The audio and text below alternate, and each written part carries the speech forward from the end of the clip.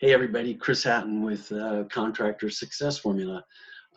Thank you for being here today, and I want to go over, this is my first unit and first workshop, and I want to go over with you the difference between sales funnels and websites. And a sales funnel is a purpose-built website, so it has elements in it that convert. That you have better conversion with the sales funnel than you do with the website, far better conversion. So I'll explain all that in a minute. I just wanted to tell you a little bit about myself now. I was in business for 30 years, and for 26 years, close to 27, my business ran on referrals. That was it. It was strictly referrals. And so and the same with a lot of contractors I know where I live, and subcontractors. So the problem with that was that we had a lot of downtime. When you aren't getting referrals, there would be a few months of the year where we weren't doing anything, and we were waiting for that next referral. Now, you may be fortunate enough if you run your business just on referrals where you're consistently busy. Well, that's great. Then you probably don't even need to watch this. But if you want to grow your business and you're relying on referrals, and that's how your business is existing right now, what I'm about to show you can change your whole business. It will blow it up, because I guarantee it. I did it with it's what happened with my business. I didn't expect it to happen, but that's what happened. So, I was averaging about $250,000 to $300,000 a year. And once I built a sales funnel, in 8 months, my business quadrupled. And we made almost $865,000 just in 8 months. So what I want to show you here is what a sales funnel is, what it's about. And then I want to show you the sales funnel I built for the purposes of this workshop. And I just threw it together real quick, but I just wanted to show you what a sales funnel actually looks like. And so now what I'm going to do is I want to share my screen with the PowerPoint first and just go over that. Okay. Sales funnel versus website is the first workshop. And here it is. A sales funnel captures leads. Okay, so what I mean by that is a stagnant website usually doesn't capture leads. It's just people, it's like a online business card, and the prospect goes there, checks out your website, and usually bails. And you could probably check and find that out, like with analytics or heat maps or whatever you may want to use. It'll tell you how long people are staying there, and I'm sure you'll see that they're not staying there very long if it's just a stagnant, typical, traditional website. So anyway, a sales funnel captures leads because you have lead magnets on it. You have things that generate leads. You have calls to action. And I'll explain that more in a minute. It's a purpose-built website, meaning every element in the website serves a purpose to convert the sale. Okay, to get the prospect interested, to get them to communicate with you, to create that relationship and build trust and authority and close the sale and get the project. And it works. Next, it nurtures the lead and converts the lead to a sale. Pretty much what I just said. You're nurturing that lead along with following up with them with emails and maybe a Zoom meetings, personal in-person meetings, whatever it may be, but the sales funnel is what got that all going. Next, it allows you to answer the prospect's questions. So on the sales funnel, you can have information for them. You can have videos and things like that that actually answer questions. And then also with the lead magnet, you can follow up right away and answer questions and help them along. With a website, stagnant website, traditional website, you can't do that. It offers value in exchange for the prospect's contact info. By that I mean you're giving them something of value like an ebook, a PDF, whatever else it might be. that has value and helps them once you have their contact information. Like I was saying a little bit earlier, it creates authority and builds trust. As you're nurturing the prospect along with emails and information about their home improvement, they start to trust you more and more. And at the same time, because you're giving that information, you're creating authority. A sales funnel attracts and engages prospects before they're ready to spend. See, the fact is, most people that are going to have they want to do a home improvement, only 5 to 7% are ready to spend today, ready to do it now. Most of them are shopping around. They want to get help. They want to have questions answered. They want problems solved. And a sales funnel gives you the opportunity to do that. Your sales funnel should include the following elements. Okay, so a headline. This may be a no-brainer, but it needs to have a good headline that tells the story, tells who you are right away. For instance, John Carnell Kitchen and Bath Remodeling says more than John Carnell Construction. So if you did it that way, you just had John Carnell Construction, you're going to have to sub-headline it if that is what you do, if that makes sense. USPs. You want to have unique selling propositions, meaning you just don't want to have platitudes that all the other contractors are using, and saying like, honest, on time, on budget, whatever, just the typical platitudes. If you can come up with something unique about your business, and I'm sure you can, that separates you, you identify those unique propositions and put them right there near your headline. Let them know what separates you from the competition.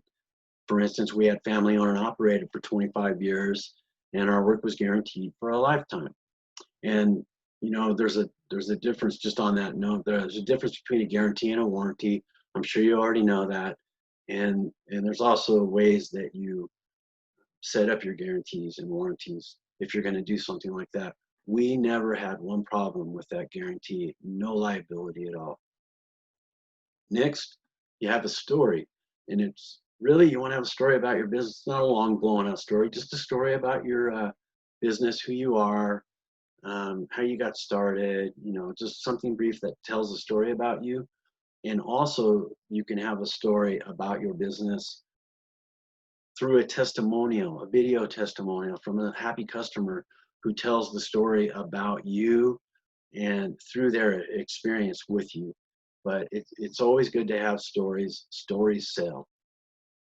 Identify your niche. It can help you identify your niche.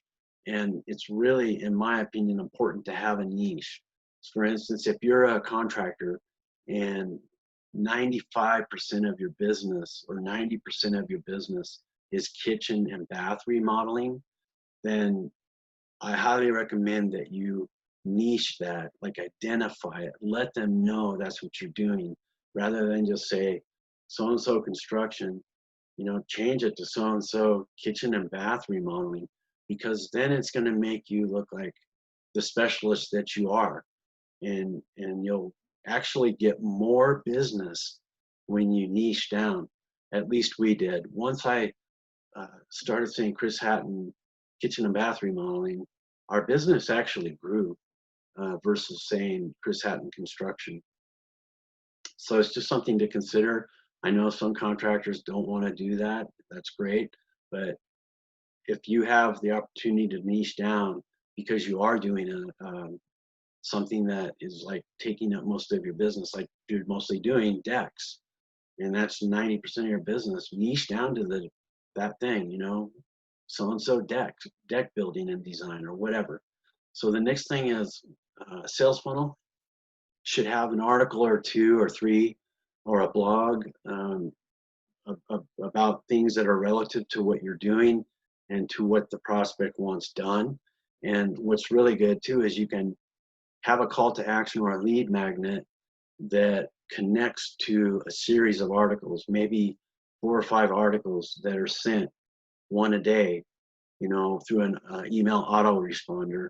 And I can explain more about that later, but it's always nice to have a blog or a series of articles that go out, and then maybe have one or two just right there on your sales funnel. Also, a sales funnel generates leads. This is the most important thing for a sales funnel.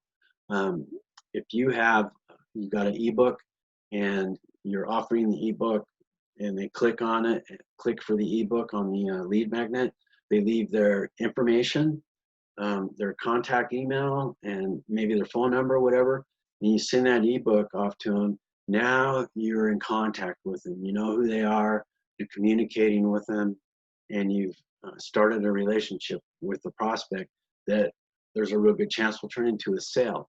You can offer it through a PDF, maybe a 3-page PDF that has something like 7 tips before you remodel your kitchen or whatever. You have a PDF that they'll want to see. You can have a free consultation that would have a questionnaire. Like our free consultation had a questionnaire of 14 to 20 questions that we created on Typeform, and that questionnaire actually pre-qualified the prospect. It told the story of what the prospect wanted, and you can learn a lot by doing that, by the way, because if you pre-qualify them with a questionnaire, you'll know what they want done, and maybe you're just not interested in doing it. And you've done all that pre-qualifying pretty much just through your sales funnel, not having to call them or pay somebody to call them. You're not burning up time in the day, doing that pre-qualifying. You're doing it all right there with that questionnaire that's connected to your free consultation. Photo gallery is good to have, in my opinion. Out of all the elements, 7 elements of the sales funnel, photo gallery is probably the least important. But we had a photo gallery. I think we had 3 photos on there of our prize projects, and those are good because the prospect can look at those photos, and it helps them to kind of visualize what they want, maybe give them ideas, help their dream building get started. So I do recommend having that on your sales funnel. Then really important, right there up there with generate leads, is testimonials. If you have written testimonials on there, those are, of course, it's great for your business. But if you can get video testimonials, even better. Get somebody to do a short video for you, telling people about their experience with you is great. Video testimonials are awesome. People love to watch videos. So I highly recommend that. So that finishes up the bullet points, kind of the PowerPoint presentation of what a sales funnel should include and what a sales funnel is. So now I'm going to stop sharing that, and I want to share with you, and if you're still here, thank you very much for hanging in there, and I hope I've been helpful so far. What I want to do now is share with you the sales funnel that I built just for this unit, this workshop. And it's not perfect, but it looks pretty good, and it will give you the points that you need to see. And I hope it's really helpful. And here we go. I'm going to start sharing it right now. So here is the sales funnel that I just put together real quick, just to show you these elements of what that you should have on your sales funnel, on your purpose-built website, okay? So I'm going to start off up here. Sorry about that. I'm going to start off with the unique selling propositions. So you see here, trusted experts for over 30 years. Now that was a unique selling proposition for us. Not a lot of people could say that, and that was representative, of experience, being around, showing authority. And so that to me was a real good one. Then we have family owned and operated since 1988, kind of the same thing, but it shows that it's family and people like that. We had lifetime guarantee, which I explained already. And then we had dream, design, and create with our contact number.